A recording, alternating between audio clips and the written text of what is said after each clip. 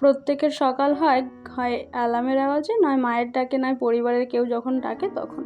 আর আমার সকাল হয় এই মহাশয়া যখন এসে আমার জানালায় খটখট করে তখন। প্রত্যেক দিন সকালবেলা ইনি এসে আমার জানালায় খটখট করবে যতক্ষণ না পর্যন্ত উঠে আমি জানালা খুলব।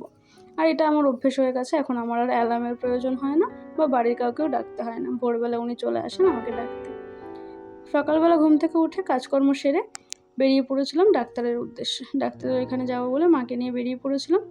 ওইখানে গিয়ে পৌঁছেছিলাম 12:30টায়, আর ওইখান থেকে 12:30 থেকে 3টে 3:30 পর্যন্ত ওইখানেই কেটেছে। এখনও পর্যন্ত আমাদের দেখানো হয়নি, 3টে বাজে। তারপরে 3:30 4:45 দিকে আমাদের সব কাজকর্ম সেরে আমি আর মা বেরিয়ে পড়েছিলাম বাড়ি যাওয়ার উদ্দেশ্যে। সারাদিন খাওয়া নেই দাওয়া নেই, এত ক্লান্ত ছিলাম দুজনেই, তাই তাড়াহুড়ো ছিল কখন বাড়ি গিয়ে পৌঁছবো, তাড়াহুড়ো করে বাড়ি যেতে হবে। আর আমাদের বাড়িতে যাওয়ার পথেই বাড়ির কাছেই এই জায়গাটা, যেটা একটা আলাদাই শান্তি এনে দেয়, কারণ বুঝতে পারি যে আমরা বাড়ির দিকে চলে এসেছি, এবার বাড়ি যেতে পারবো, খুব তাড়াতাড়ি বাড়িতে পৌঁছাবো। আর এমনিতেও এই সারাদিন ধুলো বালি আওয়াজ এসবের থেকে বেরিয়ে যখন চোখের সামনে এত শান্ত পরিবেশ সবুজ দেখতে পাই তখন আলাদাই এমনি শান্তি চলে আসে।